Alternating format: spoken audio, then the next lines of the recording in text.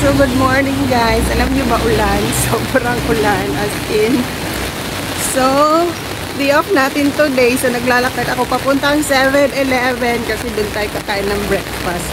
Sumibat na ako sa bahay guys. Naglalakad tayo habang may bitbit tayo ng camera.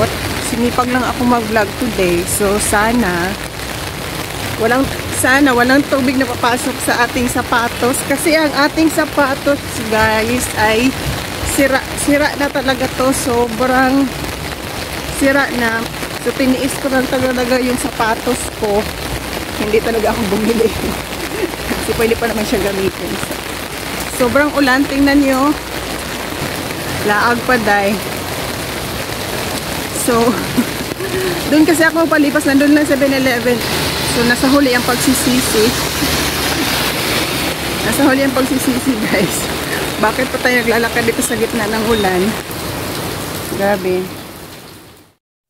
So, nandito na tayo guys, natawid na natin ang ulan at nandito na tayo sa loob ng 7-Eleven. So, kung mamili kayo guys, ito yung mga tinda ng 7-Eleven dito sa Taiwan. Nandito na lahat. Kung mayroon rice, may ulam, diretso na yan guys. At ipa-microwave nyo na lang.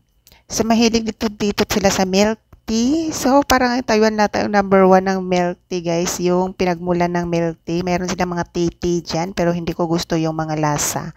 So, dumaong naman tayo dito sa itlog. So, itlog lang guys. Sapat na. Marinated na egg yan guys. Ha? May lasa na yung itlog na yan. Meron din silang ditong big bite. May hotdog. Pero hindi ko gusto yan. Pero solve na yan pang agahan guys.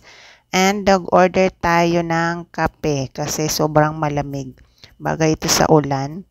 So, ito lang yung nabili natin guys, kape at saka dalawang itlog. Dalawang itlog sapat na kasi hindi naman ako masyadong nag-aalmusal. Nasanay na yung tiyan ko guys. So, ayan, nakita nyo siya. Yan, brown. At saka may ugat-ugat na yang may crack na siya. Pero, okay lang yan guys ha. Hindi yan sira. Yung mga nakikita, yung mga crack dyan guys sa itlog na may itim, okay lang yan guys, hindi yan sira dahil yan sa pag-marinate nila. Ang lasa niyan guys ay may maalat na may ibang lasa siya na hindi mo alam kasi yung mga Taiwanese mahilig sa mga herbal. Meron silang mga nilalagay dyan na hindi natin alam.